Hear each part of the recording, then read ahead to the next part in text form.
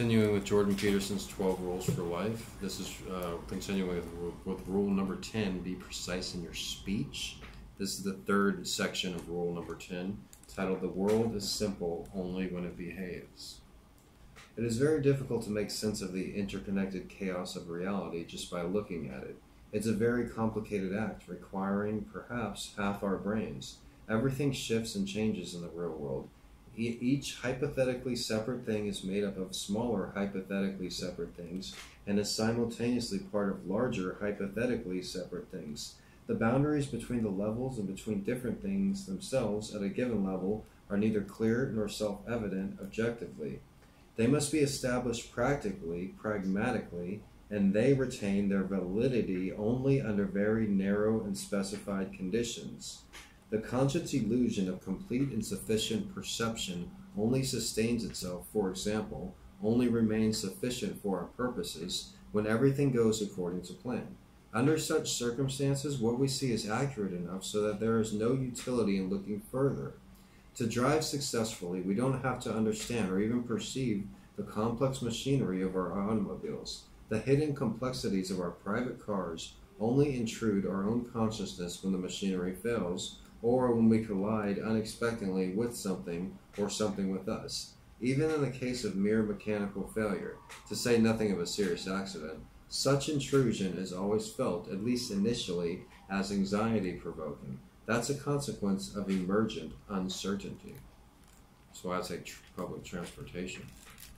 A car, as we perceive it, is not a thing or an object. It is instead something that takes us somewhere we want to go.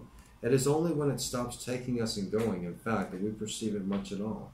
It is only when a car quits suddenly or is involved in an accident and must be pulled over to the side of the road that we are forced to apprehend and analyze the myriad of parts that car as thing that goes depends on. When our car fails, our incompetence with regards to its complexity is instantly revealed.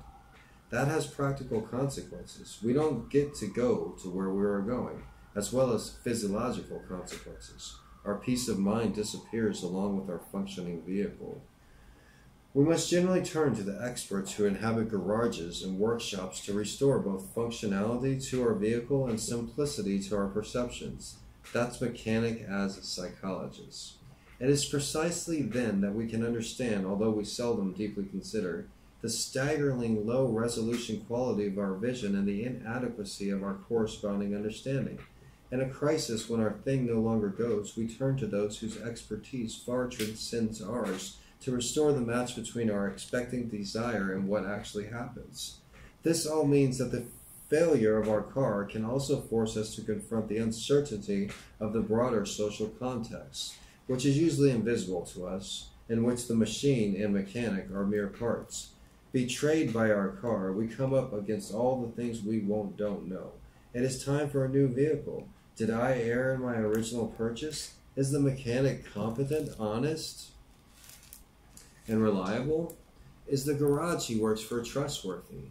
Sometimes, too, we must contemplate something worse, something broader and deeper. Have the roads now become too dangerous?